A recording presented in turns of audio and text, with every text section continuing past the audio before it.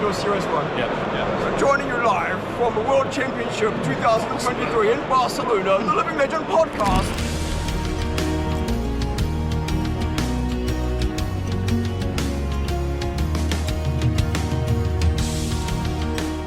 I don't remember if it was just discussion that was happening locally, but somebody mentioned that there's a possibility that they're making it so that heroes have like their abilities changed for Blitz versus CC. Yes.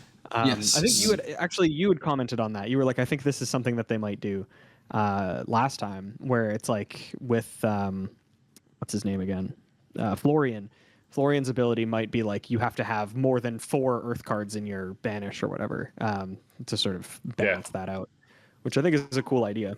Yeah, I think so. We can start the podcast so we can get into that. Hey, how's it going, everyone? And welcome back to the Living Legends podcast, your weekly Flesh and Blood podcast where we talk about all aspects of the Flesh and Blood trading card game. Today is not the top 5 miss fail as we had promised because they keep giving us more stuff to talk about. We'll talk about that as well as all the things that we're going to be talking about. So as always, I'm joined by Bill and Az. How are you doing today? Yeah, I'm doing pretty good. I mean, I'm all flesh and blooded up because this last weekend I casted the UK Nats, which was a lot harder than I thought it would be. It was very, very difficult. It's so for anybody who wants to get into casting or is thinking about it, there is a lot of work that goes into it. I'm sure you can attest to this. Yes, a lot of homework and a lot of. I laugh because like I'm technically a professional caster now, having casted for multiple different card games, World Championships, Pro Tours, and I'm like, yeah, dude, it is. There's a lot of hard work. It's not just like go up there and talk. If you do that, you're gonna suck, and it's not gonna be great for anyone. Yeah. It's a lot of work. Yeah. That's why you get paid for it. Very, very hard. Yeah. Yeah. And I definitely was compensated for it as well. So I can say that I've done a professional gig in that capacity. So it was really, really good fun. The production team, Tabletop 24, that you can go and watch it all on playback on their channel. I didn't do everything. There was a team of 3. There was me, Demos, and Paul. Demos actually was a Canadian fella who's from Ontario, who we just happened to call upon. But his analytic knowledge was very, very good. We had a good dynamic going on. I was sort of fun, sort of happy-go-lucky person. Demos was analytics, and then Paul was a bit of both. So we had a nice little dynamic. Before we get too much into that, speaking of Canadian people, we have our very own Canadian person here on the podcast. Bill, how are you doing today? I'm Canadian. I'm doing pretty good.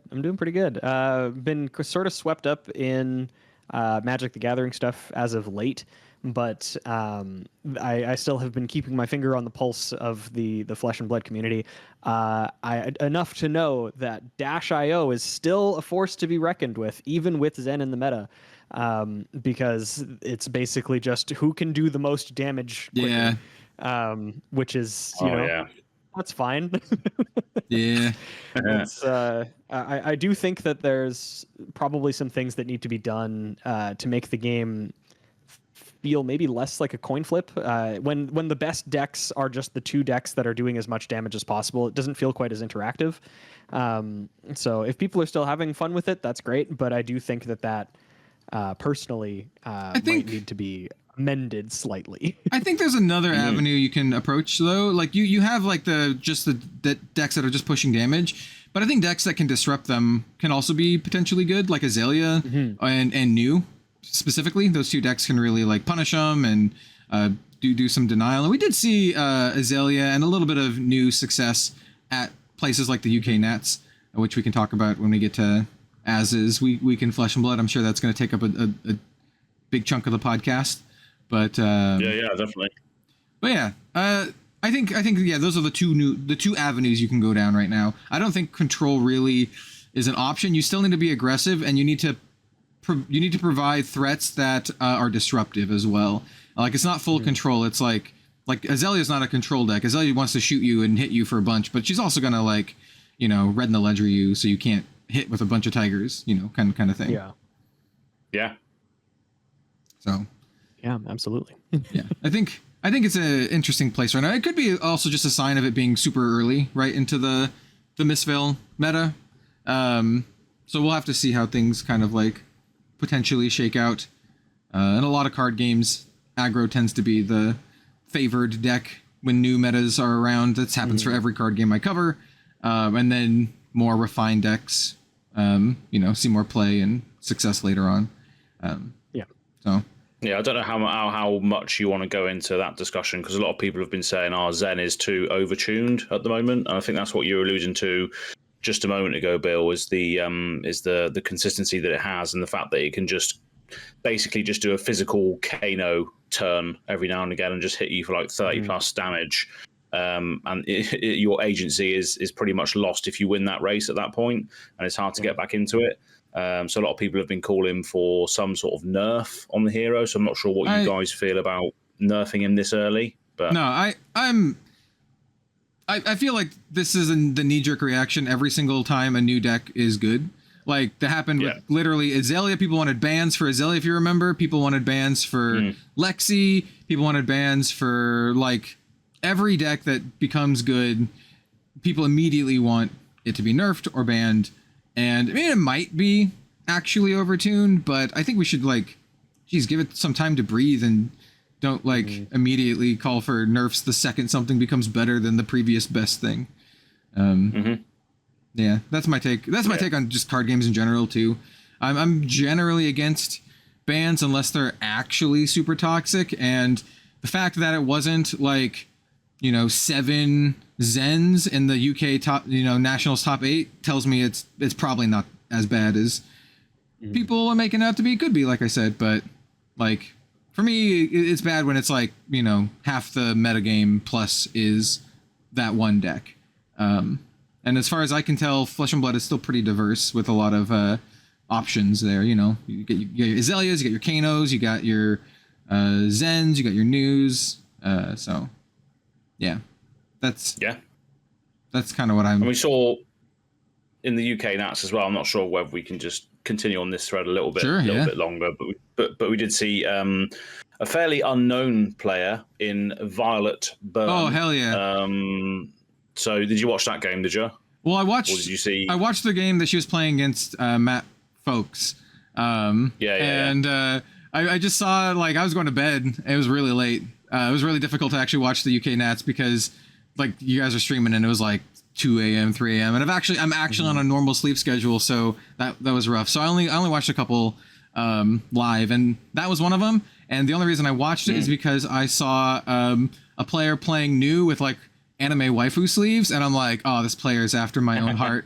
And she has like the player Violet has like, I think she had like green hair or something, and I'm like, yeah, I'm That's right. I'm definitely rooting for this person. And I tweeted about it, and she liked my tweet, and I was like, oh, that's cool.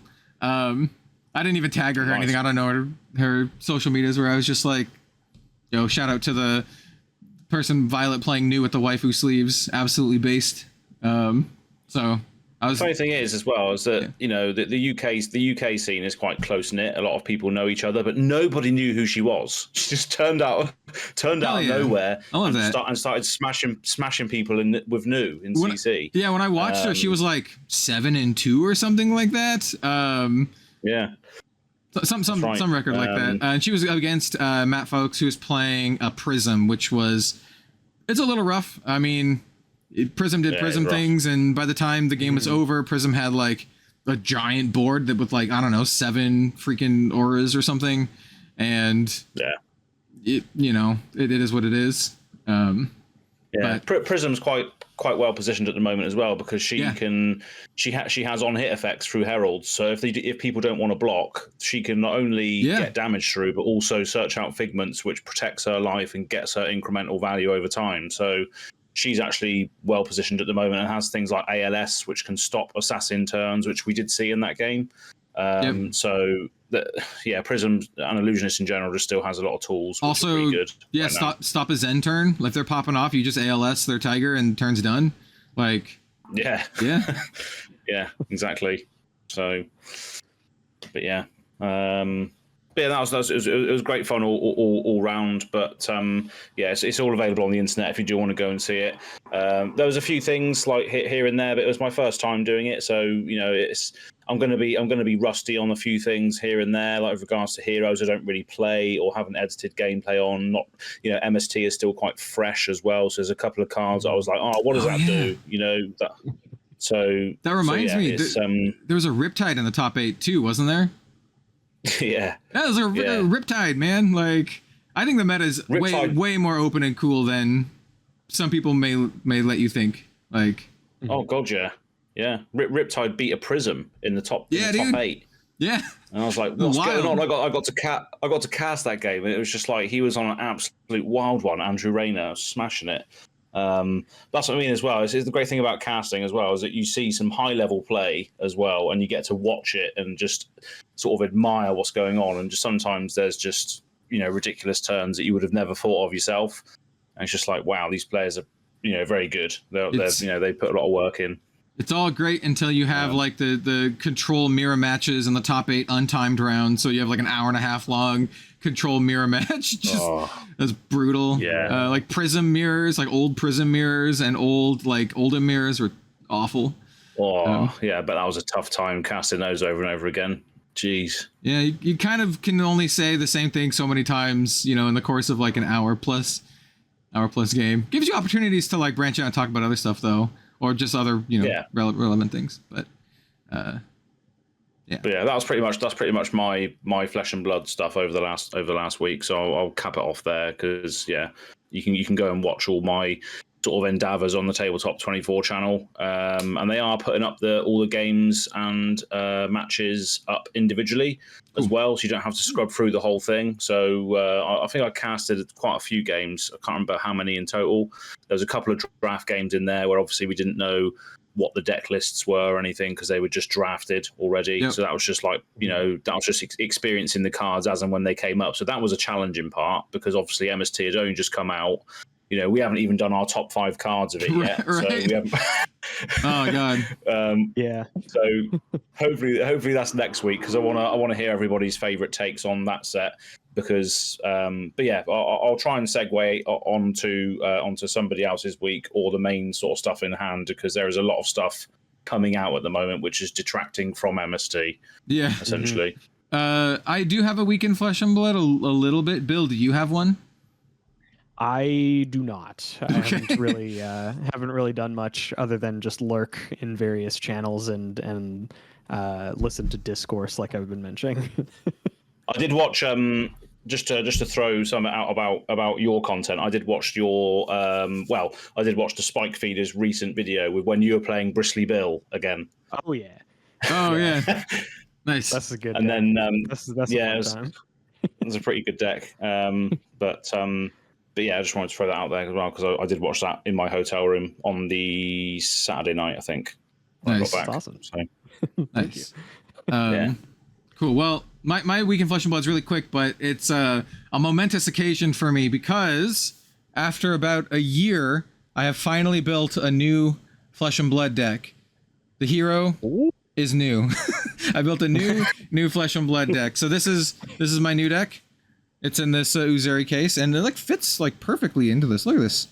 For those who can't see, this is one of those awesome. Leather magnetic deck boxes. It's got these 2 holders. It actually fits the perfect snaps in it, so I have all my equipment and everything. It's a pretty tight fit, but I got everything to fit pretty well. There's some pretty... You can see New's face popping through the hole as well, look. Yeah, look at that. It's the Marvel one. So what I did is I basically repurposed my Uzuri deck, though. After doing so, I found that there's still a lot of cards that don't have crossover, so I might still be able to make the Uzuri deck as well in non-foil. Yeah. I'll have to go check all my cards, but this is basically almost 100% foil. So what I did is I bought a extended art Mask of Recurring Nightmares, and I bought foil versions of every single Majestic and every single common and rare that I needed. So the only cards that are not foil that I need to get is I've never picked up a playset of foil frailties, a codex of frailties. I might not. They're ridiculously expensive right now.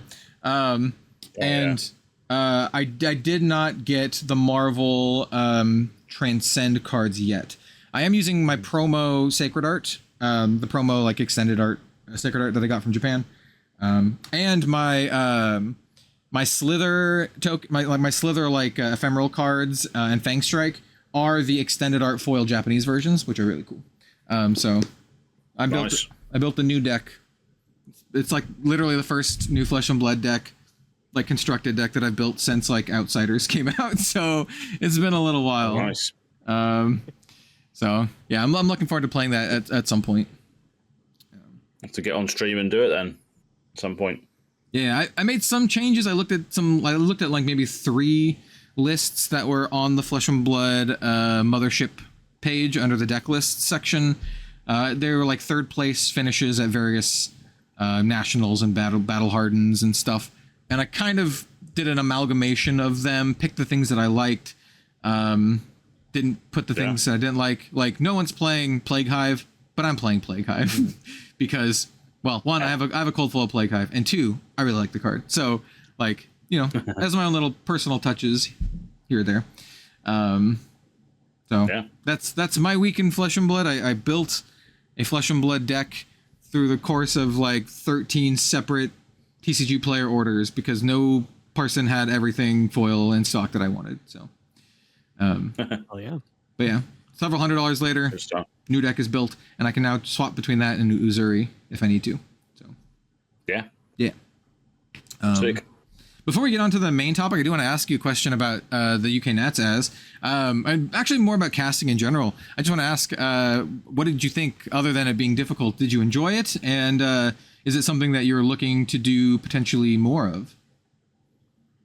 Yeah, so, despite it, so when I was rambling before, Bill did his intro, sorry, Bill, I was rambling there, but I'm still in awe. I'm still in awe that I was, that I did it because it was very, very difficult, but I did enjoy it. And we had a lot of good feedback, and the team that sort of put it on and was doing the production and said, "Oh, we'd love to work with you again." Nice. So I think there's rumors of like a Battle Hardened appearing in the UK at some point. So I might be doing that as well. But I think we will be working with the same production team again. Me and Paul, who was my sort of partner in crime, and then we had Demos as well. But I think Demos is actually moving back to Canada.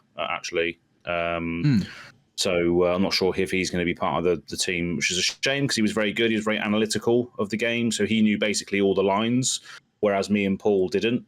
So it was good to have that sort of dynamic. But it's just something that you like with anything really. Whenever you do something for the first time, you're going to be crap at it, aren't you? Let's be honest. You're going to have some knowledge in the back of your mind about Flesh and Blood in general because you spend a lot of time talking about it, like we do every week. But there's still going to be things that you're not good at. It's all a learning curve. The more you do it, the better you get.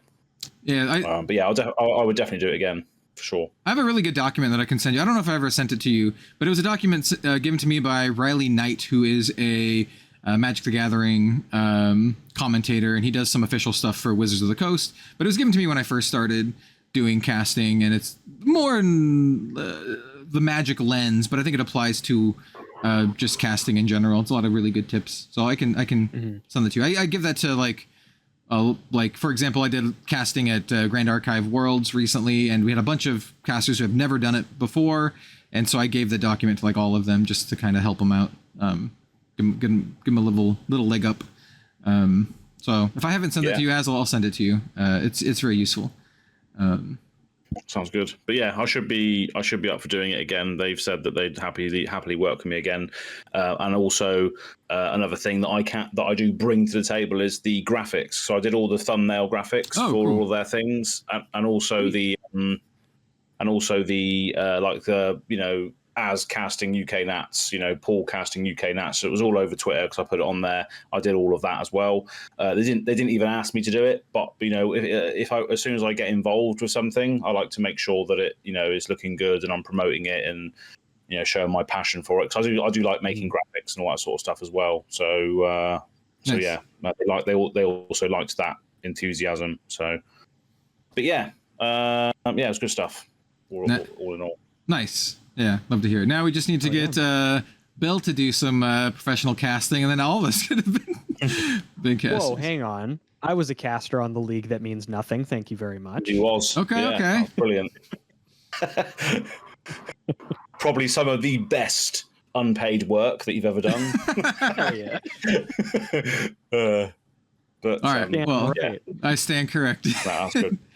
All right. So, with all that said, we have a lot of new stuff to talk about in the world of Flesh and Blood. New products have been announced. It's almost feeling a little bit like Magic in the fact that we have a new set that had just been released, and now we have a bombardment of new products and spoilers already. I have a feeling they're going to take it much more slowly than Magic, but it's just kind of a funny thing that they're just like, new set. Okay, now here's the First Strike decks. Here's the new Azalea deck. We've announced the next set. It's just like barrage of like products and all that kind of stuff. Do you think there's a reason why they've done that? I think I know the reason. I think it's not. I think it's a very how do I put this? Market related reason, and that's because pre-orders at the distro level for a lot of these products that are coming out in the next like 3 to 4 months or whatever, even further than that, they have to be placed now by the LGS, and so a lot of the product information is subject to getting leaked. And we saw this a lot with earlier sets where you'd see like I remember Tales of Aria got not really leaked, but like ICV2 spoiled the set at the distro level before everyone else got to see it. And I think they're getting ahead of the curve and announcing the stuff before it gets kind of like unceremoniously just like plopped in like a distro news article as something that stores can order. I know this is true for other games like Grand Archive, and it's got to be true for Flesh and Blood as well. So they're probably just announcing it all to get it out there, like this is what we have, instead of it just being like ICV2 listing First Strike deck, Yeah. So all the products that are going to be released between now and a certain date, they're putting it out into the ether now, so it doesn't get spoiled, like art doesn't get spoiled and all this. That makes sense, because that's exactly what happened, wasn't it? The ICV2 magazine, as such, was spoiled or leaked a few things before, I think, hasn't it? Yeah, that's go ahead. Yeah, I was just saying, I think it leaked Dusk Till Dawn as well, before we knew about it. Yep. Yeah, I think it was Dusk Till Dawn. They also revealed the Round the Table product, I think. I seem to recall that. I don't remember personally, because I knew about the Round the Table product well in advance, because I had playtested it with Professor, and we did the video and all that kind of good stuff. But ICV2 is like an industry distribution kind of like outlet. So like they aggregate a lot of like industry. They need all the information. They need it all, don't they? I guess because and it's not just for Flesh and Blood. It's like the tabletop industry as a whole. I shouldn't say it's not just for TCGs. It's like a lot of other things too, like any collectible type board game type thing. Tabletop, so because these First Strike products, which we can obviously go into in a moment, they're at Gen Con as well, aren't they? So they're going to be fully ready for people to play and get their hands on at Gen Con as well, I think. The First Strike products are really interesting. Okay, so I want to bring up something that a lot of people commented on after the fact, and that's how I mentioned last week how Aurora has different art for the Marvel version and her token version. And so I'm going to pull it up here. Here's the token version, and you can actually see this is from the main set. This is not from the First Strike, like a lot of people were suggesting that the alternate art was specifically from the First Strike, because you can see on the bottom here it has the T for the token, but more importantly it says it has the set ROS as Rosetta. And then I can pull up the one from the First Strike, which is, yes, we are getting an Aurora First Strike deck, which we'll talk about. It's really interesting. We're getting both an Aurora First Strike deck and a Blitz deck. We'll talk about that. But as you can see, this one says it has the blue rarity symbol, and it has the set number, or the set indicator AUR for the Aurora. So yes, they're different. So yes, it's still weird that there's like the alternate art thing is still kind of a weird thing. So still waiting to hear about that. They're both young versions, which is also kind of interesting.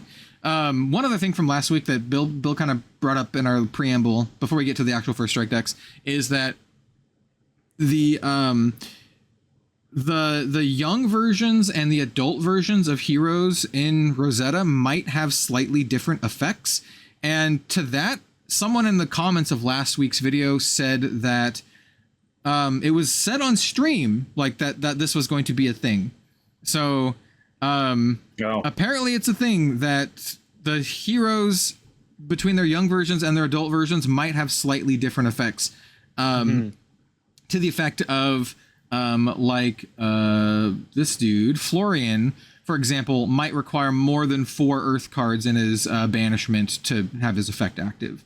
As an example, I don't actually know what it is, but like that's just an example. So just figured I would point that out so everyone knows. Yeah, I mean that one seems scalable, doesn't it? Because it's a longer game. It won't take you long to get 4 things in there, whereas an effect like Aurora's effect doesn't seem like it can scale up or down because it's just a once per turn thing, pay 2, get a thing. Yeah, so I guess I don't feel like those abilities will be any different. I don't know how you would scale that to a CC or Blitz. I mean, maybe not every hero has that. Like maybe it's like selective, because like they already kind of do that with the life totals, right? I know they're not different, but they have like the baseline life totals of like 20 and 40, and some heroes have less. So I don't know. It's not that much of a stretch that they have like scaled abilities, like life scales. The abilities scale. What I'm trying to get at is the life scales, and it would make sense to me that abilities might also scale. That's what I'm getting at. Yeah. So I don't know. We'll see. But it'll make spoilers more interesting. Like when we see the adult versions of like Florian, we can be like, "Ooh, is there anything different?" Makes it a little more exciting, I think. Yeah. Yeah. Okay, so first strike decks. We have 2 to talk about because they've announced 2. They've announced a Elemental Guardian Terra, which is super interesting because we know he is not in the Rosetta set, so it's a hero completely outside of the Rosetta set. And then we have Aurora, which is literally the exact same hero that we saw from the Rosetta set. She also has the Blitz deck version too, which is also kind of weird that she has both a first strike deck and a Blitz deck releasing like almost simultaneously. I think the first strike decks, as I said, will be available a little bit earlier because they'll be available in Gen Con, but still kind of weird, right? I don't know. That feels weird to me. But yeah, I guess the first strike decks, I guess I should pull up, I'll do this in real time. I guess I should go pull up the product page and we can read off what they exactly are. Yeah, I wonder why they said, right, okay, there's Terra, which is this brand new Earth Guardian only available in the first strike decks, and then there's just Aurora, who's part of the new set.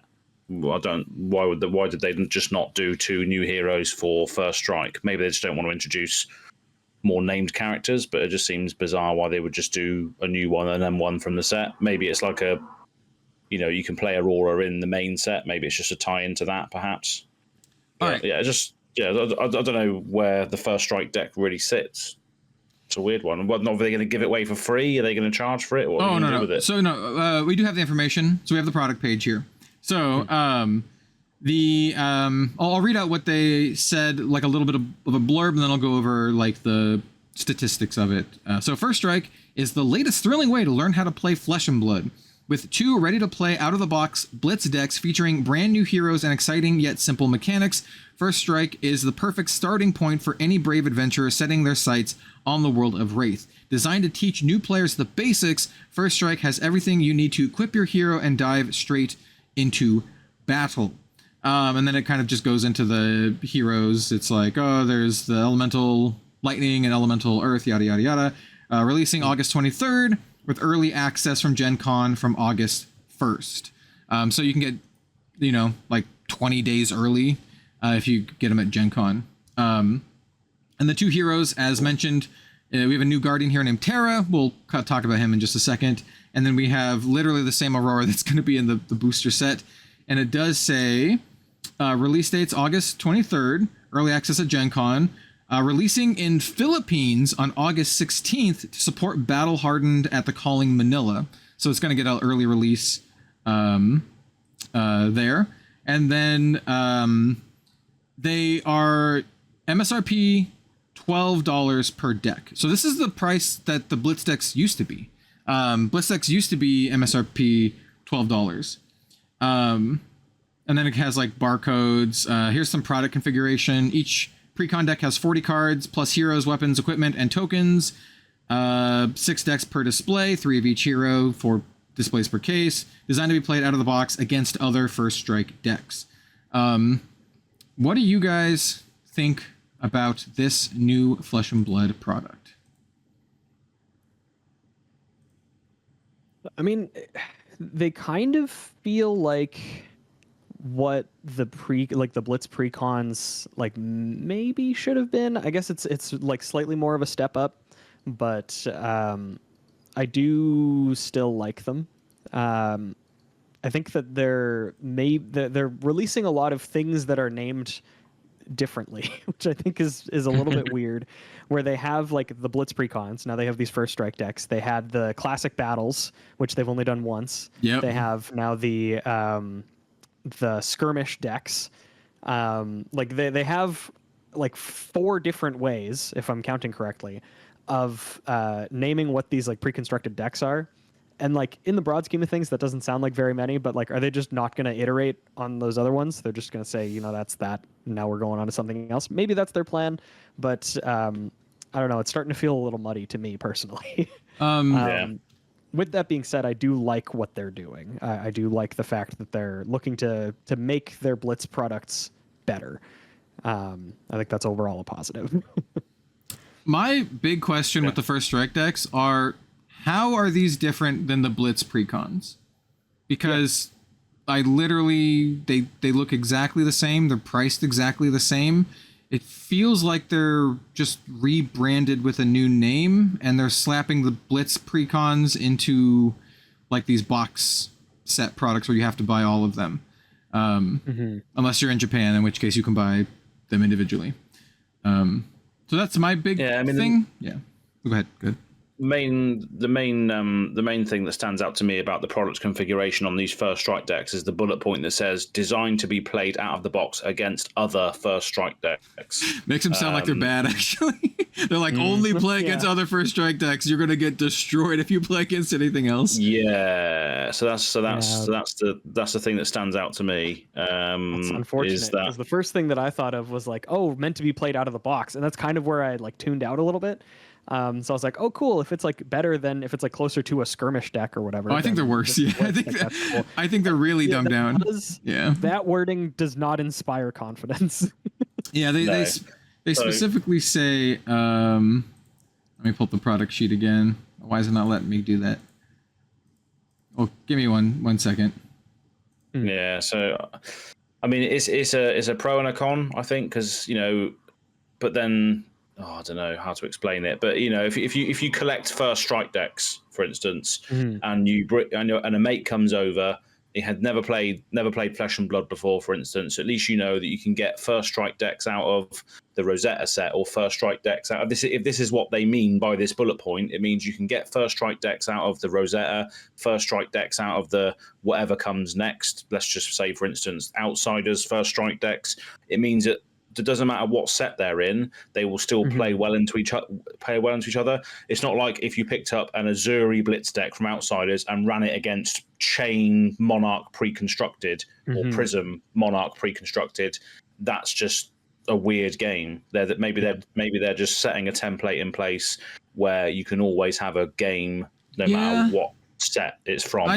I have a feeling. This is my feeling. So like, they have to be able to differentiate them between the First Strike decks and the Blitz decks, like some way. Yeah. Like they've got to be different in some way. And my feeling is that they're probably making the first strike decks super watered down. I'm willing to bet we're gonna get a lot of cards that have no abilities. We're gonna get like titanium baubles and that kind of stuff in these decks. Yeah. That's kind of my feeling right now. Flesh and Blood has this track record of, like, judging by dev responses about the Armory decks, kind of not thinking that players can handle their game, and wanting to make it as, let's say, generously say, as easy as possible for new players to pick up.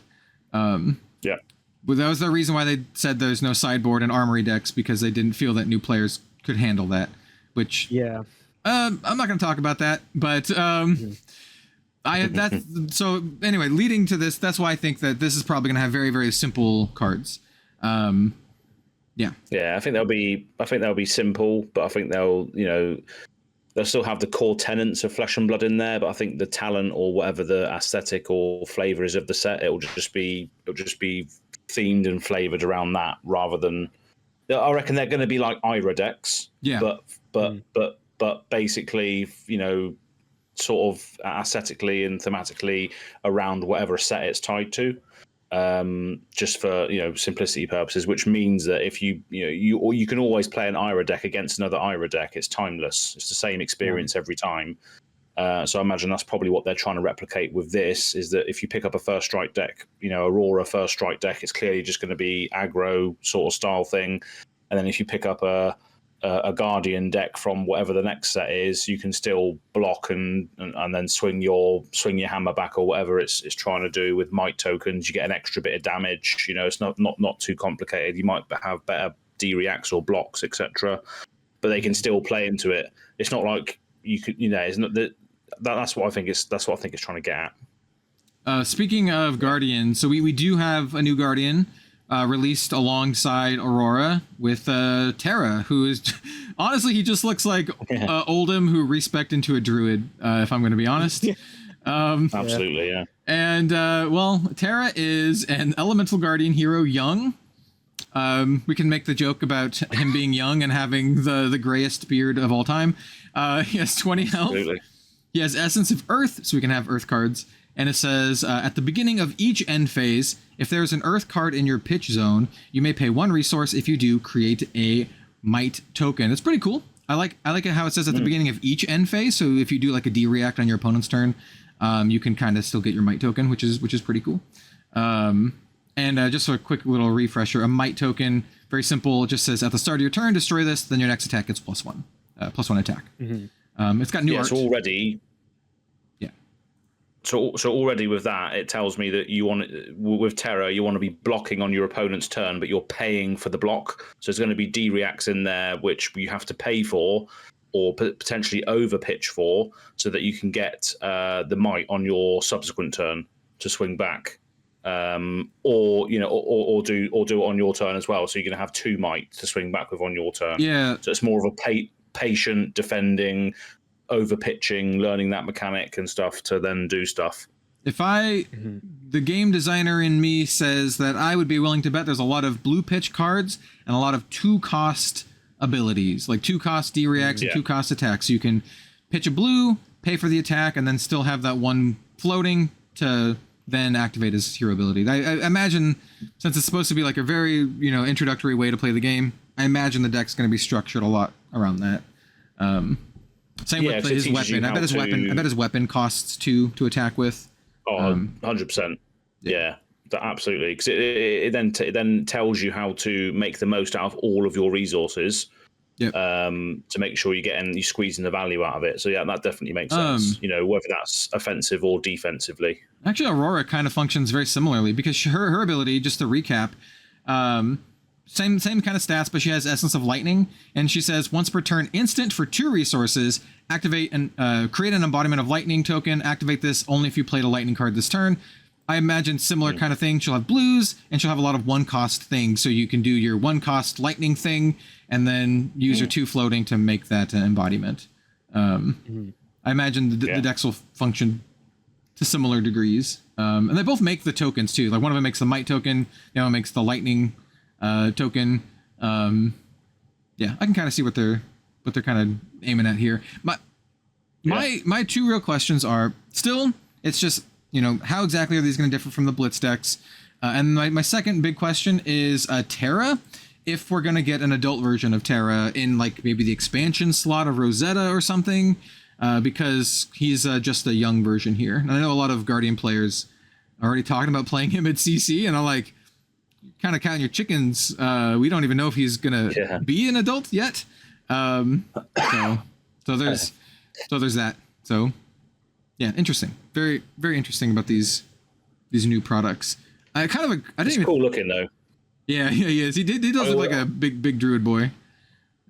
I always like the old man energy in TCGs. There's always it's always good to have like this old bloke who's just like lumbering around and just can do stuff. I like that sort of Santa Claus vibe in the game. Mm-hmm. It's nice to have a character around that's like that. Old and massive. I wonder if he's like related to Oldhim at all. They look very similar. Yeah. Yeah. Because Oldhim went into in the lore, Oldhim went into like he froze himself, didn't he, or something, or he got frozen. Yeah, this looks like yeah. Go ahead. After the battle, after the big battle of all the demons and stuff, this guy looks like he was also frozen, but in like a tree. right, yeah. Mm-hmm. He's got like leaves in his beard, and he's got like just flowers growing on his pauldron. Yeah. Yeah. Isn't they called the Olin? Is it the Olin? Like the Guardians of Aria? Yeah. I'm gonna, just while we're moving on, I'm gonna search for some Earth cards now to see if there's any sort of references to these sort of Guardian characters. Oh, I think the Grander Volahai might reference Olin as well. Oh, and so there's some other. It does. There's some other Guardian cards too that reference it as well. I don't remember off the top of my head though. But yeah, I kind of agree with Bill. I didn't even think about that they just have a ton of products that just have all these weird names, and they're just keep making more. Yeah, it is. It does have to be maybe a little confusing to an outsider perspective, right? Like, do I get the Blitz decks or the First Strike decks or the Classic Battles deck or the Round the Tables deck or the Armory deck, which we'll be talking about, by the way. That's next on the docket, because we do have the Armory deck for Azalea, which not surprising, a little surprising, but not really surprising for me. If you're done looking at the Olin stuff, we can talk about the Azalea deck, because I'm pretty sure you want to talk about the Azalea deck. Oh god, yeah. I can't wait to see what else is going to be in this. I mean, the things that we've seen so far are interesting. I'm just trying to get it up while I'm just riffing here. But yeah, have you got them up, the cards? Yep, I have the cards up. Let me go ahead and pull up the thing. So here's kind of a smaller image of what the Azalea deck looks like. I'm sorry, it's cropped. I have it cropped for the cards. A couple of quick things. We'll go over some quick stuff before we talk about the actual product. So this is another one of the Armory decks, similar to the KO deck and the Bolton deck. It's interesting that we have the Azalea deck at least announced, but we haven't even seen the card list for the Bolton deck yet. Yeah. So this deck will be released on August 2nd. So pretty soon, actually. Early access at Gen Con August 1st. So official launch day is the day after Gen Con. It's $40 MSRP. Of course, map is 20% less than that. Kind of just boring stuff. Case sizes are 12, so if your LGS orders them, they have to buy 12 at a time.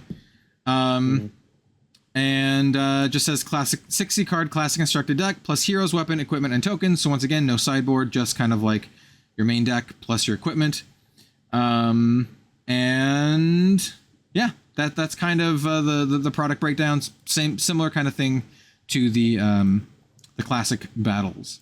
If you'd like to talk about the cards, I have them both up, so I can pull either of them up if you'd like. We have 2 cards, which is par for the course. I think we got, or maybe did we get 3 new cards for KO? We got like the Majestic, the equipment, and then like a common or a rare. I'm pretty sure it was like. So yeah, that's literally what I was just going to try and find now. Yeah, we got like That's the comparison. We got like run roughshod and like a majestic, and then the equipment. The only real one that was like people really liked them all, but I think the equipment was the one that everyone was like fighting to get. Yeah, this Savage Sash, everybody was like, this is broken. And they were right. Every single person that said that was right. It's pretty good. Absolutely. So yeah, we got Savage Sash. Strength Rules All was another majestic, which was a new one. Run Roughshod, and then was there something else? Was Knucklehead printed in that, or was that in thingy? Was that in Heavy Hitters? Knucklehead. Roll a 6-sided die until end of turn. Your intellect is that number rolled. I don't remember, to be honest. I don't remember. Like the sets between like Outsiders and Mistvale for me are just kind of like a blur. There's like, I don't remember like most of those cards. A lot to remember. Like yeah, there's like a lot of cards. Maybe Hide Tanner. That was a majestic arm slot. So I think Hide Tanner came in the deck as well, which was another piece of equipment which you could use. But obviously people weren't using it because Apex Bonebreaker exists, and that was from Heavy Hitters. Yeah. So yeah, I think there's a few things that would be due in this Azalea deck. But yeah, so going on to what you said, there are 2 cards here. First of all, the most underwhelming one, which is still cool because it hints at design space for the future of Ranger. That is Target Totalizer. Yeah, I'll pull that up. The headpiece. When you originally saw this, when it was covered up, he was like, "Holy hell, this is going to be ridiculous." Well, okay. So when we saw it, it was in the promo, like the marketing material or whatever. So it was covered up by the other card, and you could see. I think you could only see like arrow and then card period or something like that. It was like it was draw. Very... You said arrow and then like card. draw. It was like you can just see an arrow, turn, draw. Yeah, I think that's what you could see. Yeah. So I was looking at it and I was like, okay, thinking about what words could fit in there, this is potentially very good, because I was like, what if it's just like either like instant resource cost, break this until end of turn, your arrows whatever, draw a card. So I was like, what if it's just until end of turn, when your arrows hit, draw a card? And it's kind of that. I think I responded. I'm like, that would be insane in Lexi. That would be so nuts. I agree. I agree completely. But I was like, there's not much else that fits in here. Yeah, you were kind of right. Yeah, they took out the like resource cost and added aim counter, which makes it infinitely worse. Boo. Yeah. Infinitely worse. But yeah, so I was so close on that one. That was like, yeah, only a couple degrees off. It also doesn't block either. It has 0 block. No, doesn't. You don't even have the option to like blade break it, which is I don't know. Like, is it so powerful that you just couldn't give it like a 1 block blade break? Like, like New Horizons has a 2 block blade break, and it's like better than this, I think. Rangers just don't get any fridge whatsoever. No, that just seems to be what the thing is. But so this points at aim counters. So in the future, there will be a Ranger that cares about aim counters or can put aim counters on things consistently. Maybe there is a bow that is released which says load your arrow in and then put an aim counter on it. There is something similar already with Sandscar Great Bow. You can do that on there. But something that's more consistent, because obviously Sandscar, it needs to come in off the top of the deck to get the aim counter, not from your hand. Oh, man. So yeah, it does allude to Rangers having more aim counter consistency going forward, which could be quite good. We know how ridiculous some arrows can get with aim counters on them, and obviously we'll go into the next card in a moment and how that interacts with some cards. But this could be quite good if there was the right support for it. I imagine, one big pop off turn. But then the problem is that if you've already used your thing which puts aim counters on things, if that's a bow, it doesn't matter how many cards you draw in a Ranger, because you can't get the arrow back into your arsenal to fire it. So that's the thing you have to jump through, isn't it? You have to then rely on things like bullseye bracers or things that then take aim where you reload your card in, or bolt and shot. You have to rely on the other sources of getting your arrows into the arsenal to fire, because obviously Ranger has that issue where you can't fire from your hand. You have to put it into your arsenal first.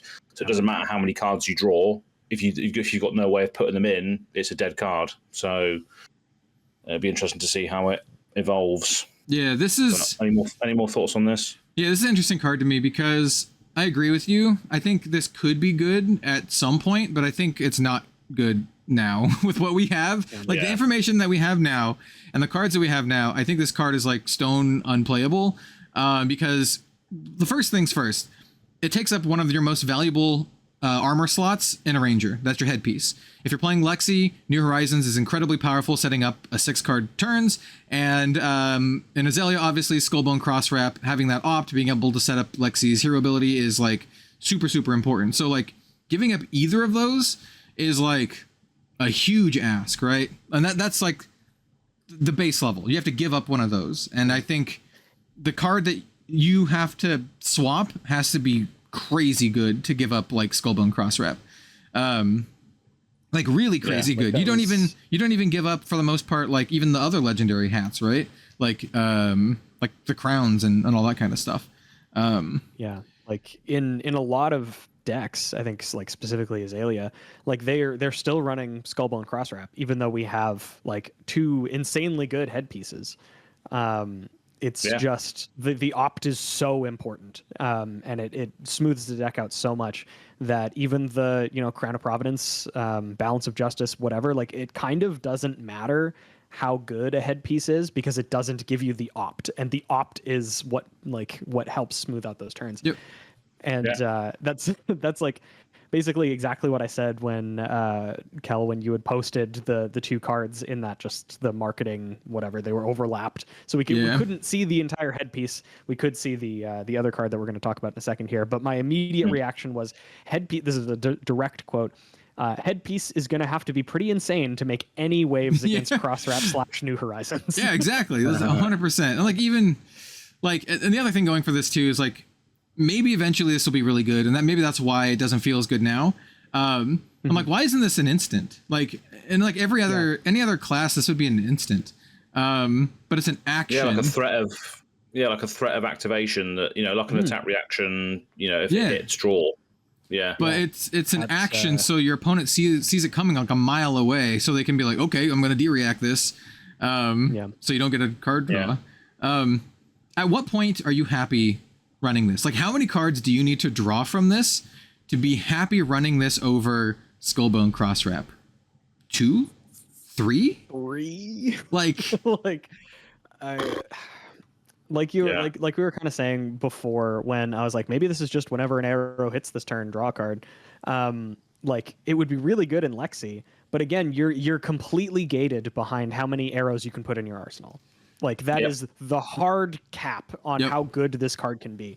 So it's like, and not only that, it has to be cards that you're putting, arrows that you're putting into your arsenal specifically, that you're then able to fire. So that's like usually base 2 resources, let's say, for any of the like pretty good arrows. It's 1 resource to load, 1 resource to fire. Yeah. So it's like 2, you're doing that, let's say, even just twice. That's 4 resources in addition to this, in addition to aim counter. And it like... I would say drawing 3 cards is probably where you want this to be good, but like being able to attack and hit with 3 arrows that all have aim counters, they have to hit is just too. Like completely impossible. Yeah. I think it, like even in Riptide and other Rangers don't really want to use this, because even Riptide can load things into his arsenal through playing a card. And I think this would need to say when your first arrow hits, draw 3 cards in order to be in order to be good. I think because 3 of a kind. Yeah. Just whenever, and the sort of thing is as well as it says destroy this whenever arrow hits. So it's face up play as well. It's not even like tricksy play. Exactly. That's what I'm saying. If what you said, if it had what you said with instant destroy this, at least you can threaten the draw a card, which might help you with some, following on with a Death Dealer activation or a Bullseye, Snappies or whatever. At least you can, sort of force that card draw through when you want it to. That would make it a little bit better. But still, you need the aim counters on there, and at the moment there isn't many ways to do that. Apart from the next card that we're obviously going to speak about. And maybe there are some more cards in this deck which are unique, which allow you to put aim counters on everything for the turn or whatever. Maybe the set after Rosetta has like a baller new Ranger that can put aim counters on. I think we're overdue for a new Ranger set. It's been over a year, so I would not be surprised if the set after Rosetta has a Ranger focus. So maybe they're setting up for that. Maybe this will be good in that. But also, go ahead.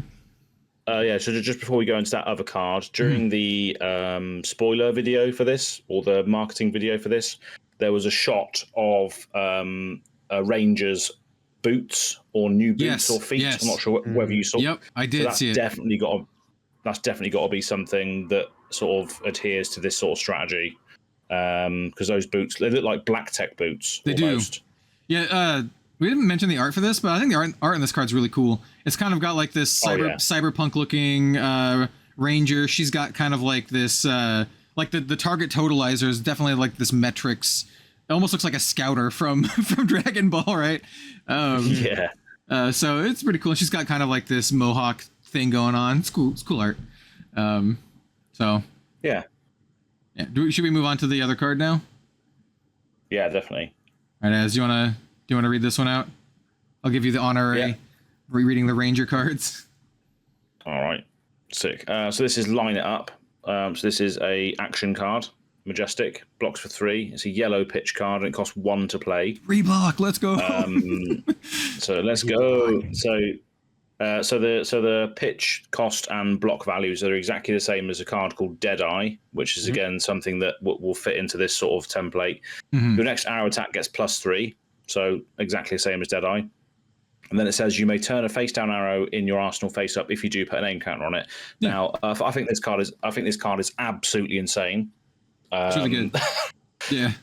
Because it lends itself into the Azalea strategy where you want to have things face down for cross wrap.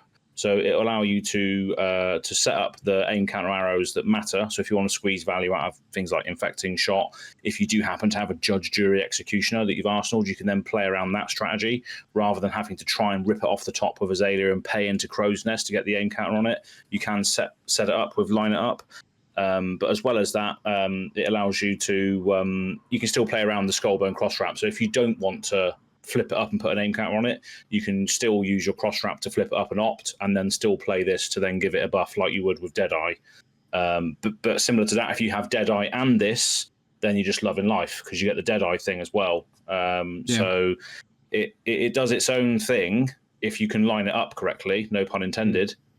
But it also still fits into Azalea decks because it gives you the buff. It blocks for 3. It's a resource card that you can pitch into Death Dealer, still have 1 floating, and gives you buffs as well, which pumps bolt and shots to go wide. But that being said, you can still then set up big, massive aim counter things like Judge Jury, which we haven't been able to do in Azalea decks recently because just getting an aim counter on things is too resource intensive. More cards like this which put aim counters on things but still going into that Azalea, the normal Azalea play patterns as she likes to play at the moment is what I would like to see. So this is definitely a slam dunk, and I've also heard it's very good in Riptide decks as well, because he has similar sort of lines as well. Yeah, I think. Go ahead. But immobilizing shot as well. Immobilizing shot is a mini Red in the Ledger if it has an aim counter on it. So if you can get aim counters on that thing consistently, it means you're going to have 6 copies of Red in the Ledger in your deck plus your Codex. So if that card becomes playable because of aim counters, you're not just going to see Azaleas with Red in the Ledgers. You're going to see Riptides with Red in the Ledgers as well, and that is very scary. Yeah. So it's going to be interesting to see how much aim counter support they put out, because if Riptide has Red in the Ledgers as well, he's going to be very good going forward. Because like with Riptide, card that just recently came out, Murky Water in Part the Mistvale. Yep. If it has an aim counter, it gets +1 and dominate. So if you're able to put the aim counter on it with this card, then it's a 10 dominate that recycles one of your traps. It's pretty good. Yeah. I think that's insane. I think that's really good. Yeah. I think what makes this card so good is just how easy it is to put the aim counter on. Right. It's a pretty low ask to just flip a card face up. It's like almost just a guaranteed way to put aim counters on, which is what the aim counter strategy really needed. And it also, like I said, it's a yellow pitch. It's a 3-block. This is a really good card. Yeah. I think the way that I was immediately evaluating this was like Azaleas, and I'm pretty sure Riptides as well. I know for a fact Azaleas have been playing Deadeye since it was released because it's just a yellow 1-cost 3-block +3. Like you don't necessarily want, or I guess you do want it as many times as you can get it, but the secondary effect was just that, completely secondary. The effect didn't matter, but the really sick thing about this is Line It Up actually combos with Deadeye. Yeah. Because obviously it cares about having that. So if you have those as your 2 buffs, then you've given something +6 and like a very relevant on hit.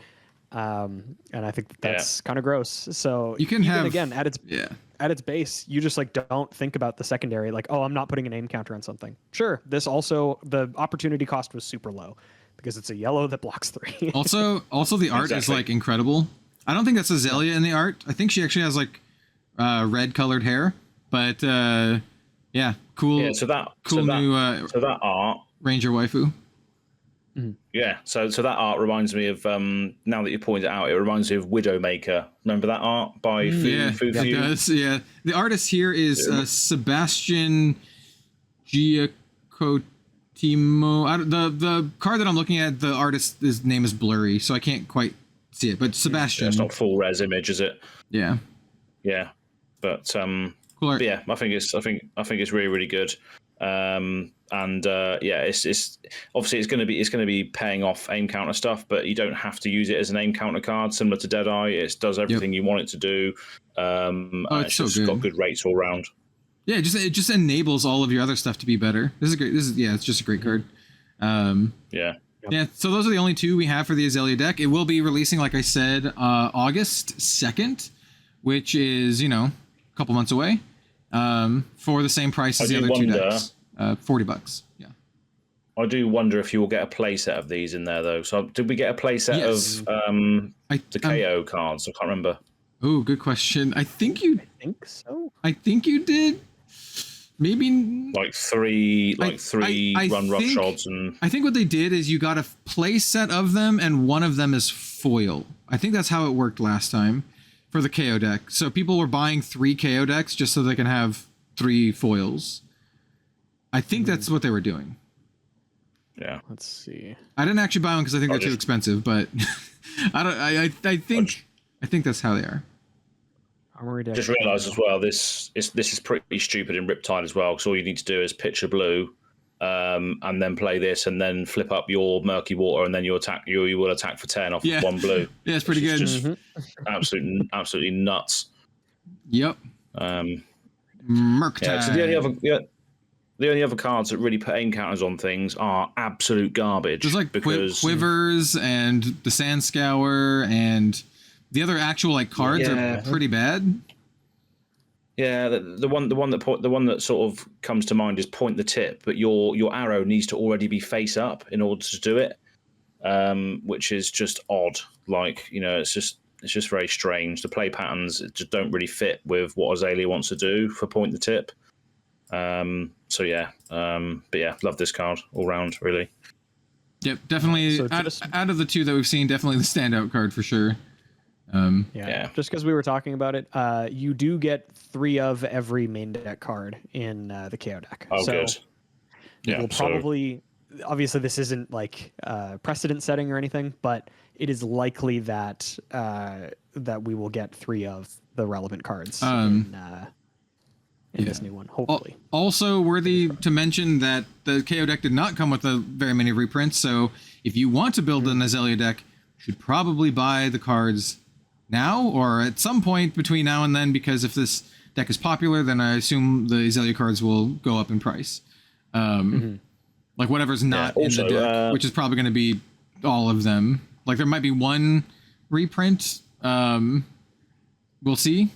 But like get your Red in the Ledgers, get your Knock the Death Whistles, probably get your Dead Eyes, get your all of that. So get your immobilizing shots, because this is setting the precedent for aim counters, and immobilizing shot is a card that can be played in any ranger, and it cares about aim counters doing a similar Red in the Ledger effect. So get those now. So in the KO deck, we got one like kind of mediocre reprint. What reprint do you guys think the Azalea deck is going to get? It's probably not going to be like a Red in the Ledger, and it's probably not going to be like Three of a Kind or not. It's just going to be 3 Knock the Death Whistles. It's not even a. Oh, I guess it technically is a Majestic now. It was a super rare at first. My bet is Battering Bolt. I think you're going to give you 3 Battering Bolts. That's my guess. That's my guess. It would be, yeah. We'll see. I mean, Battering Bolt is pretty good actually, but it's probably one of those cards that could fit into a reprint. It's pretty good, but it's probably like a $2 card. Like they're not going to give you like Rain Razors or anything. I'm gonna shoot for the moon here. I'm gonna give them the biggest benefit of the doubt that has ever existed. They're gonna give you 3 Codex of Frailty. Oh my god! There's no shot. 0. There's a value. There's a higher percentage chance that they give you 3 Rain Razors than 3 Codex of Frailty. That's funny. Like, I think there's multiple reasons why they're not going to do Codex. For sure. The other reason is because it's also an assassin card, and they probably don't want assassin players buying this for their playsets of Codex of Frailty. I would literally buy this just to get another playset of Codex, so I can have like multiple assassin decks all working at the same time. Because I think I have like 4 Codexes of Frailty, so I have to like swap them between my decks. Anyway, I remember what I was going to say. What I was going to say now. So also, part of the trailer for this reveal as well could also hint to what cards are in there. So there was an animated image of not a Death Whistle. So there was an animated image of that. That's true. There was also an animated image of Red in the Ledger as well. So if they give you Knock the Death Whistle and Red in the Ledger, that would be sweet. Like I would actually, give them props if they give you both of those. That would be pretty cool. Mm-hmm. I think that's like, Knock the Death Whistle and Red in the Ledger was the reason Azalea players back before she got even Bolt and Shot, before Everfest. That's the reason Azalea players were playing her, because they want to go and fetch Red in the Ledger to then shoot that most powerful arrow, and then your opponent can't do any actions, can only do one action. That's the reason we played Azalea back then, right? Because of that. And then you would lose because you're playing against Bravo and he only needs 1 action anyway, and then he just hits you. He just hits you with Crippling Crush and you cry. But yeah, that's the one thing we wanted to do as Azalea players, was just spam Red in the Ledger constantly, because it was such a powerful card. Yeah, man. When Monarch came out, everyone was like, "Oh, Remembrance, so we can get Red in the Ledger back." That's we had to slum it with Remembrance back before we got Codex of Frailty. Memorial Grounds, you mean? Memorial Ground, yeah. Remembrance is the one that you shuffle 3, right? Yeah, that's the Quiver of Abyssal Depths effect, the Remembrance one. Yeah. Memorial Ground, that's the one you put on top of your deck. That's the one I was thinking about. From it's actually funny you say that, actually, because one of the games I casted, which was a Riptide Azalea game for the UK, that's my favourite game of the weekend, round 2, I think, of the day. He was using Memorial Ground. Yo, let's go. Old school tech. So yeah, I think it might be coming back into fashion a bit, because of the fact that Azalea just wants to fetch the interaction in this meta. So I think we probably will see a lot more Memorial Ground play going forward, if Azalea is going to be the one to try and stop Zen or stop Dash, because Dash seems to be doing pretty well at the moment as well. Yeah, I mean, Red in the Ledger is like a hard counter to both those decks, and so if you can do that a bunch of times, it's great. Even if they have to block it a lot, it's great. If they take it and can only do one thing, it's great. Yeah, it's basically damned if you do, damned if you don't, which is really good.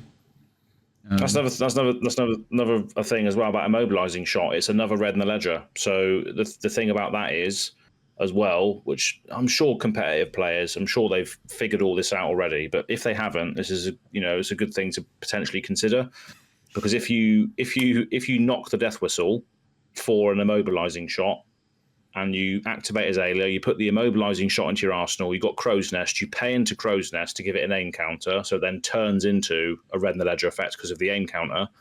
You've essentially got another copy of Red in the Ledger in your deck, because you're paying, because it's a 0 cost arrow, you still pay the same resources, you still pay the 1 to put the aim counter on it, and then you fire it for 4.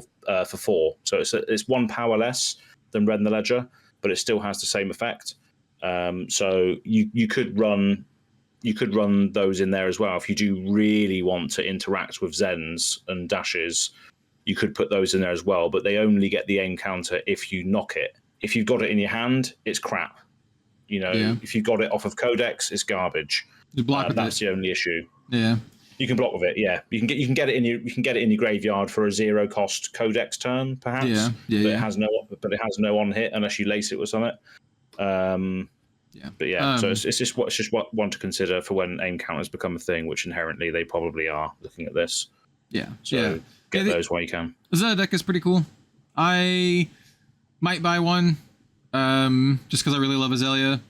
I still think they're too expensive for what they are, but I like Azalea, so I might buy one. Yeah. That's where it comes down to this. We haven't talked too much about the Bolton one, but I'm not buying the Bolton one. But I might buy the Azalea one. What I was going to ask you as well before you go, Bill, is do you have any murky waters? I swear you did. Did you have any murky waters spare? The Riptide specialization. Me? Kel, sorry. Or I Kel, thought. okay. Oh, I have a bunch of them. I opened up so many. I think I have a full playset of them in Japanese. Really? Yeah, I think so. I think I opened up 3 in Japanese. Hold on. I can actually. They're on my desk. They're on my desk right here. He's having a live look for us because after this weekend, I think I might actually have Riptide in my back pocket to play because I've got all the Ranger cards anyway. So I might just start jamming a bit of Rippy every now and again. Okay, so I do have a full playset. I lied, they're not all Japanese. So I have 2 in Japanese, and then 1 that's foil. So I have an English foil and 2 Japanese Murky Waters. I opened up a lot of these. All right, well, if you don't want them, I will happily purchase them off of you. Yeah, man. We'll talk. I will sell them to you for sure. All right, sick. Yeah, I'm not going to be using anyway. them. They'll have a good home, and you'll have some cool Japanese ones. Absolutely. Anyone need supercells? I have 3 of these as well. So we're in Japanese. the one card. This is actually kind of annoying. This happens to me. It feels like every new Flesh and Blood set, but there's always one bad Majestic that I keep opening up over and over and over. And this time, it's Rowdy Locals. I have 7 Rowdy Locals. One of them is in Japanese. Does anyone need a Rowdy Locals? So many. To put that in perspective with the other stuff, I've opened up 1 Prismatic Leyline, and that card is really good in Riptide. Prismatic Leyline. Yeah. I saw somebody on Twitter that was like, people need to give it up. Like, it's just copium. Like, don't play Prismatic Leyline. Yeah, I saw that. Every single comment that I saw was just like, coward. Yeah. Oh, it's so good in Riptide. It's a cool card because I really like it. If you think of what Riptide has, right? He has the Bolton shots. So every single Bolton shot then becomes a red, basically. Because if the blue one gets +3, the yellow one gets +2, the red one gets +1. All of your Bolton shots are then 5 go again on that. And then his specialization card, Intoxicating Shot, will then become a 0 for 7 because it's a blue. Yeah, true. So yeah, Prismatic Leyline is insane in Riptide. It's also yellow and costs 0 and blocks for 3, so it's pretty good. Yeah, exactly. I don't know how good it's in. I think it might be copium in an Azalea deck because she's more red line situation, but in Riptide it's very good, and it was in the top 4 deck list. But Rowdy Locals. You want the Rowdy Locals. It's actually kind of interesting card because it does force interaction, which is kind of funny. It says if you don't know what it is, and I don't blame you if you don't know what it is, it's a Majestic from Mistville. It's a blue, 3 block, 0 cost, 2 attack. If it's defended by an action card, it gets +2 attack, which is pretty cool. Makes it into a 0/4 if it's defended. And it says when it hits a hero, you have to discard a card. If you do, they discard a card. So basically, when it hits a hero, you discard a card and your opponent discards a card. So it does force, card out of their hand. But I think that's I don't know. I think that's pretty good because obviously. Yeah, I don't know. Obviously, competitive players would have evaluated it already. If again, it doesn't have go again. Good. Like it doesn't have go again. It's a 0/3 block blue, but 0/3 block blue that you can then use as a chain ender. Oh, I guess no, you probably would have used your cards in your hand already. But yeah, I think it's pretty good because there isn't any cards that. Well, there's a few, but they're forcing interaction. I think is a thing that needs to happen in this game. Especially with all these aggro decks. That's why I like Assassin. Let me take cards out of your hand. Yeah. There's some. The fact that you. Okay. Like when you discard a card, you're drawing that card anyway. So it's like it's filtering your hand if you've got garbage, but it's also stripping away their turn as well because they don't draw until the end of their next turn. Obviously. Yeah. I think I think that's pretty good. Yeah, it's a 0/2. It gets +2 if it's defended by an action card. But there's a lot of ways to block it, right? Any like 2-block armor piece, 100% blocks it. Yeah. I mean, I have like 7 of them. If anyone needs some rowdy locals, I got some. Yeah. Well. But that's it. Anyway, so we'll talk about hopefully. More part of the Misfell cards next week when we talk about our top 5 favorite cards. Hopefully this will actually be that video. Spoilers, Rowdy Locals is not in my top 5 favorite Misfell cards, but there is a generic in there, at least one generic. At least I think I put it on my list. I don't remember what I put down. It's been a little while. It's funny that you mention this card because the artist is the same artist that did Line It Up. The Azalea card we just spoke about. It's Sebastian Giacobino. Giacobino. There we go. Giacobino. Yeah, same artist. Now you can actually see I can actually see it. I mean, the character in Light It Up is much prettier than all of the dudes beating each other up. One of them missing like some teeth. Yeah. And there's a lady in the back who's about to throw like a pepper grinder at him or something. Anyway.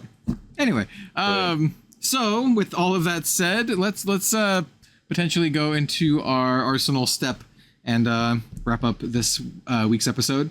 Do you guys have anything you'd like to talk about? I do have one thing that I want to talk about because it's literally consumed my life for the past, I don't know, man, like 3 or 4 days.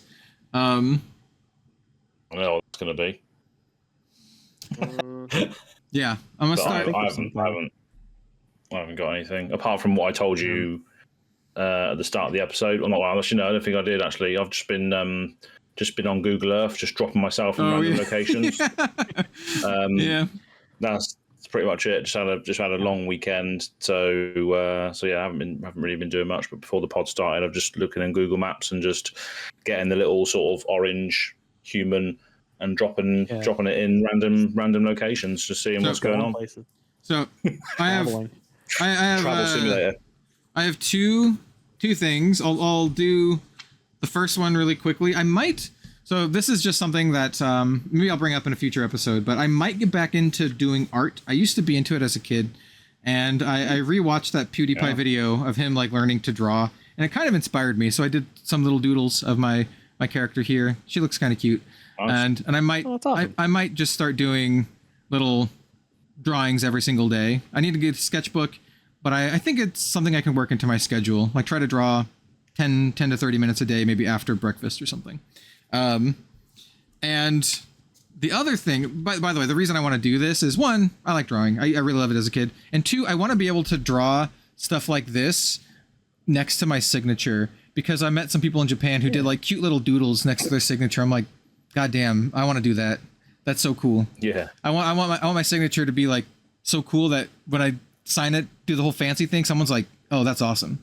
So, there's that. And then speaking of awesome, the thing I want to talk about real quick, I will deign not to talk too much, and I'm gonna swear here. So if you are sensitive to that, just close your ears. I'm gonna talk about Elden Ring: Shadow of the Erd Tree, because I fucking love it. All right, okay. Small history, not gonna go too long. I used to write 100% guides for FromSoft games. I have written a 100% platinum guide for Dark Souls 3 and Bloodborne, and I've done Dark Souls 2 and a bunch of stuff. I love FromSoft games. I'm a huge fan. And Elden Ring was among my favorites, but Shadow of the Erd Tree is so fucking good. I think it's their best thing that they've ever made, and that's coming from someone who literally used to write 100% playthrough guides on the game. So it's fucking amazing. The areas are beautiful. The game gives me this sense of wonder that no other video game can. Like, just seeing something and being like, oh dude, that looks so fucking cool. Or you see something in the distance and you're like, I bet I can go there. And then you go there and it's awesome. There's a multiple massive secret like regions that are completely missable behind like tiny caves that open up an entire open world region. There's multiple of those. The bosses are brutal. What everyone says, they're like, is it hard? Yes, it's really fucking hard. In fact, a couple of the bosses actually frustrated me, which is rare. I don't get frustrated on these games at all. Like, to put a little perspective on this, the whole meme was like, oh, Millennia, she's really hard, yada yada. I beat her on like my third try when I first fought her. There are some bosses in this game that kick my ass, and they killed me like a lot.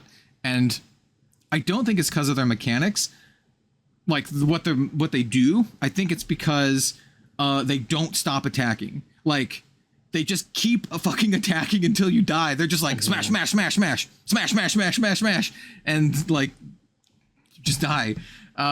So like Bloodborne. yeah, exactly. I think the hardest boss for me previously in any Souls game was Orphan of Kos in the Bloodborne DLC. He killed me. He killed me like 20 or 30 times, which is crazy for me. I usually can get a boss on like, if not the first try, but like the first 10. There's some really, really hard ones in the DLC. I play offline, by the way, so I don't play. I don't like seeing all the blood stains and all the little things written on the ground on my first playthrough, because I feel like it ruins my immersion and also kind of gives some stuff away. So I like playing offline. Yeah. Sometimes I'll use like this in-game summons, and sometimes I'll use like the Spirit Ashes in-game. For the summons, ever since Dark Souls 2, I like to use them because they were part of story. They're part of like quests, right? And if you didn't summon them, then you wouldn't finish the character's quests. So I got in the habit of just summoning all the NPCs when I can, just so I could finish their quests. But yeah, the Shadow of the Erd Tree is fucking awesome. The bosses are incredible.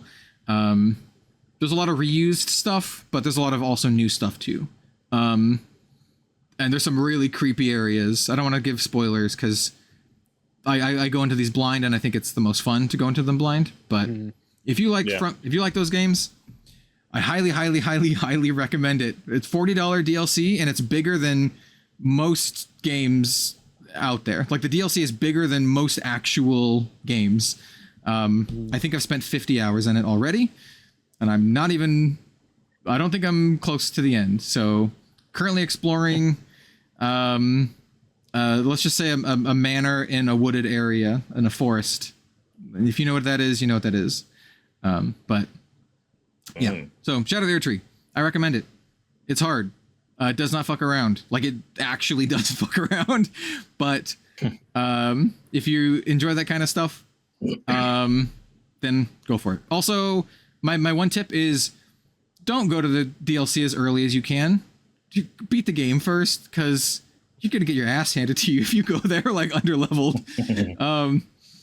And the other tip is pay attention to what the game tells you, because there's a new mechanic, a new like pseudo leveling mechanic with these Scadu tree fragments and these I can't remember what they're called, like the soul ashes or whatever they're called. They make you stronger while you're only in the Lands of Shadow, and you need them. They are very, very important. Like, do not ignore them. Go find them. or else you'll get your ass handed to you. I imagine a lot of the people who are just dying and complaining about getting a one shot are either super underleveled and or don't have the scatter tree fragments. I think I'm at plus 15 or 16 for my scatter tree level at this point. So yeah, that's my bit. I've been no lifing it. That's what, outside of like normal human things, all my free time has been Shadow of the Erd Tree. I think my main character has like 162 hours, and I think 40 of those, or 40 or 50 of those hours are just in the DLC. So, but I'm meticulous. I check in every nook and cranny, and I do even weird shit like if I find a statue that looks off, I go and do gestures in front of it to see if there's a secret thing. I'm not going to tell you if that worked at all at one point, but I do it for a reason. So anyway, great. It's great. I love it.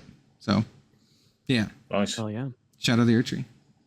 If you're curious about my build, I do a full parity build, which means it's like 40 int, 40 strength, 40 faith, 40 dex. I do full Wow. across the board. Then I do like 60 vit. I'm like level 200 something at this point. And because I use a couple weapons that require high stats for all of those, and they do like split damage. So anyway, that's it. Enough of that. That's my little FromSoft chat. I used to have a YouTube channel where I did like Let's Plays and stuff of this. I was really into it. I love that shit. So yeah, very good games. Yeah. Mm-hmm. Yeah. Yeah, it's so good. I can't talk anything else without spoiling it. I don't want to spoil. It just came out, so I don't want to spoil anything. But it's very good. So, Nice. that's gonna do that. Unless you guys have anything you want to talk about. I think the only other thing that I can think of is I found out recently that there's a type of there's a, to me at least, new flavor of Sprite, which is like so much less exciting. Sure. But it's called Sprite Chill, and yeah, it's like cherry lime. Okay. I drink sounds that. good. What I've been doing with it recently, I get the no sugar version because I'm old, but I've been getting the no sugar version and mixing it with to make a really, really nice summer drink, vodka and peach schnapps. Ooh. And it is delightful. Hell yeah, It's dude. really good. I've Sounds nice. gotten very drunk off of schnapps a lot. Oh yeah. Some of my favorite is like the weaker schnapps, so it's not like super syrupy, and then I just drink it straight like water. That's a good way to get fucked up pretty quick. Yeah. So yeah. Well, I look forward to the time when we can all join together and get wasted at some point. Yeah. Oh god. So, God, yeah. Absolutely. It'll happen eventually. So for me and Bill, it's already happened to a certain degree. Yes. But I'm sure if we were on American Canadian soil, I reckon the drinking would be tenfold in comparison. Yeah. Ooh, yeah, it's gonna be. Yeah. Because I felt like you held back a little bit, Bill, because of obviously your travel and obviously the time you were there. You know, wouldn't really warrant having a day off due to hangover situation. Yeah. It was I didn't give myself a lot of time to do anything with Barcelona. Like I got there after traveling for like 18 hours or whatever. Gross. Thankfully we didn't have to do anything that like afternoon or evening. It was just like the check-in and whatever. So I kind of had an opportunity to like just do nothing for a little bit, but I had also just traveled for like, it was I think pretty much 18 straight hours because I had a really shitty layover. But yeah, and then we like did a bunch of stuff, and then on the Sunday we like met up with some people, and then I was like, okay, I'm just gonna like stay up because I have to go to the airport at 2:30 in the morning. That sucks. And that's when I got the spoiler card notification, wasn't it? And I showed you it. Yeah, it was while we were just like sitting around in the Airbnb, and you were like, hey, you want to see something cool? Very cool. Oh, fun times. That's funny. It's just you always remember those times, don't you? Like forever. It's just Absolutely. funny. Yeah. Like when I met you for the first time as well, Kel. Like just in a hotel, just like no, I think I met you first, and then I went back, and then we went to the breakfast with Professor, didn't we? I just turned up there as well. Shit! Was that the I don't know. Was that the first time I met you, or was I don't know if that was the first. I thought it might have been the first time I met you because I was the Professor and I were out. We're gonna get breakfast together, and I was like, "Hey, is it cool if my friend comes and like has brunch with us?" And he's like, "Yeah, of course." I think that's the first time I met you. Actually, was I think it was, yeah. You saw like me and Professor at like some like mom and pop hole in the wall like little tiny diner thing. It was all right. It didn't really feel like that was the first time I met you, because obviously we speak every week, but that was the first time I saw you with in the flesh and blood essentially. But yeah, I needed that breakfast because I needed a big massive pot of coffee. yeah, me That's too. exactly what I had. Well, Bill, it'll happen. It'll happen someday. We'll all convene and we'll get drunk. Hey, here's a promise, at least to us and Bill. When we do, if I'm not, if I don't have any like work obligations, as in if I'm not like casting the event or working the event, I will get super drunk. I will get wasted. Yeah. So it needs to happen, doesn't it? Yeah. Usually at these events, I'm working them, so I have to be very, reserved. But if I'm not working it, fuck it, man. Let's get trashed. So it's been a while. I don't drink often. I reckon there'll be another Worlds. There'll be another Flesh and Blood Worlds in America or North America at some point. So I reckon we could probably all get to that one. But I also reckon there'll be a Worlds in England at some point as well, like London or something. I'd love to go to the UK at some point. I know James obviously really likes the UK. He's got like family there and stuff. So it makes sense that they'd eventually have one in the UK. Eventually. Yeah, I'd love to go. Oddly enough, maybe not oddly enough, because I'm like the palest guy of all time, but I didn't know this. My parents recently got like the DNA thing done, and we'd always assumed that a big part of my family are from like Scandinavia. Yes, that is true. Or Germany. It actually is a lot of parts from Scandinavia, and then UK actually, which I mean makes a lot of sense. But like a huge portion, like 50 or 60% or something like that, from like these regions of the UK. So just dirty invaders, really, aren't we? It makes sense. There we go. Hey, if you know about history, you know how it is. No, it is. Yeah, we're assholes. I mean, like Europe is just a bunch of Europe just is like a bunch of those kind of countries that just invade everyone else. You got the UK, France, Spain. They're all like colonial monsters. Pillagers. Yeah. You learn about your country's history, and you find out your country's kind of a monster. I think that's true for every country. Yeah. But I think everyone can kind of say that. Anyway, we should probably end the episode now. So thanks for watching and listening, everyone. You got a little bit of a bonus bit. That's kind of what we talk about after we stop the podcast. But we didn't stop. We just kept going. I'm Kel. Best way to do it, mate. Just keep going. Keep going until it naturally comes to an end. Yeah, exactly. But yeah, I think a nice bit of advice for anybody out there I think to be healthier in yourself, you have to take the piss out of yourself every now and again. And not be afraid that people take the piss out of you either. That's just because obviously I was just like, we're dirty invaders or whatever. You have to be sort of proud of your flaws to a certain degree, in order to accept yourself as a person. So there we go. There's a bit of philosophy on the end of the episode. Yeah. There we go. Yeah. All right. Well, I've been Kel, also known as Red Zone Rogue. You can find me at all the things. I have links and stuff, all the whatever. Bill, where can people find you? I'm Bill from the Spike Feeders. You can find me on social media at BillTSF. You can also find me on YouTube at the Spike Feeders Fab, where we do live edited gameplay content. And actually the day, because this gets released on Wednesday. There is a new episode of the Goliath Gauntlet featuring myself and Jay, also known as Zen State Fab. Obligatory Zen State Fab shout out. And yeah, it's the second episode in the Goliath Gauntlet, so you should definitely check that out if live edited gameplay content is something that interests you. Nice. So at this point, we don't know what it is, but the episode will be released. So can you announce to us what the matchup is so they can go and see it? If I remember, okay, it was that.